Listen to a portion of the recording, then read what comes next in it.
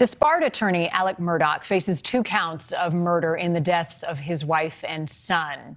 But there is yet another case tied back to this family that has gone unsolved for years. And it wasn't until Paul and Maggie's murders that investigators gave this case a closer look. NewsNation correspondent Rich McHugh is joining us live tonight from South Carolina with the story of 19-year-old Stephen Smith, whose body was found in the middle of a rural road back in 2015. Rich, good evening. Good evening, Marnie. This is one of those unsolved cases that just baffles people around here. Few people actually believe that Stephen Smith was the victim of a hit and run, but the case went largely ignored for years until these other Murdaugh cases came to light. And one detail that seems to bug people the most is that of the people who showed up at the scene where Stephen Smith died, several of them Murdaughs, and few people understand why. Stephen Smith was studying to be a nurse at the Orangeburg Calhoun Technical College. His end goal was to become a doctor. July 8th, 2015, he was on his way home from school when he ran out of gas.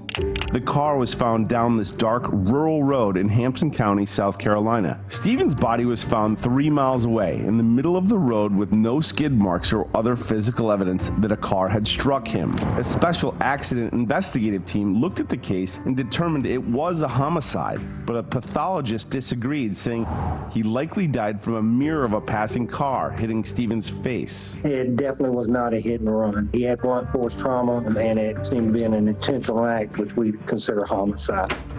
Eric Bland, an attorney involved in several cases connected to Alec Murdaugh's numerous cases, knows Stephen Smith's mom, Sandy. So we think he was dumped there on the road. Was a very sharp kid as a young man. He was cautious, and so he wouldn't have been walking down the road. He certainly knew the area. He had a cell phone, could have called somebody for help. Sandy Smith was relentless in her quest for answers. She asked the FBI, the governor, and others to keep investigating. But the case went nowhere until Mallory Beach was killed on the Murdaugh boat 4 years later. People started asking questions about the old Stephen Smith case. Corporal Duncan told us the Murdaugh family name came up in his initial investigation, but that part of the investigation didn't go anywhere. And when asked if behind the scenes there was pressure to stop the investigation or to leave the case as a hit and run? Personally, I think there was some type of pressure or just lack of investigation upon other agencies to do anything. But the real break in the Smith case came after the Murdaugh double murders. During that investigation, new information came to light. The South Carolina Law Enforcement Division tells NewsNation they've made progress in the death investigation of Stephen Smith. However, this investigation remains active and ongoing. Reporter Will Folks with Fit News tells us Buster's name often came up with the Smith case. And there was clearly a Murdaugh tie-in to the death of Stephen Smith, because if you read investigatory report from his death back in 2015, the Murdaugh name is mentioned dozens of times. In fact, this was one of the first files I ever received related to this story. The oldest Murdaugh son, Buster, was the same age as Stephen and his twin sister. Being from a small town, they all went to school together and everyone knew one another. As the multiple Murdaugh cases have played out in the small Carolina community, rumors have swirled. After the news of Stephen's death came rumors that Buster and Stephen had some sort of relationship. The Smith family attorney says this. They graduated high school together. They had, friends in common, had played ball together when they were younger. You can't say there's no connection. Nobody knows what Stephen's life was like. What I will say is that we know of no evidence that would support any kind of, relationship between Stephen and Buster. But it was Alex Murdaugh and his brother Randy who came to the scene of Stephen's death, going through the crime tape. No one sure why. Inconsistencies in the initial investigation have left many wondering why his death was never investigated as a homicide. It was clear that this case was not handled correctly. Why? I can't tell you. Maybe it was simply incompetence.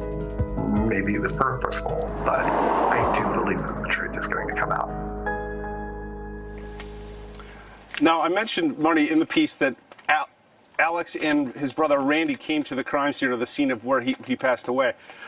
One thing that I want to note is that Randy called the family the following day or soon thereafter and offered to help, and his law firm is now disputing that, saying that that never happened. Marnie.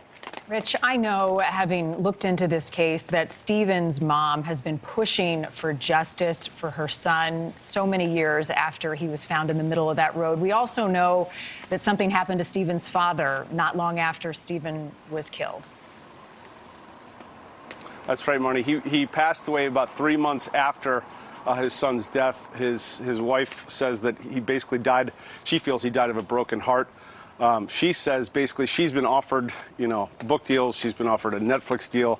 She is basically just seeking justice for her son, Stephen, at this point. Yeah, and answers.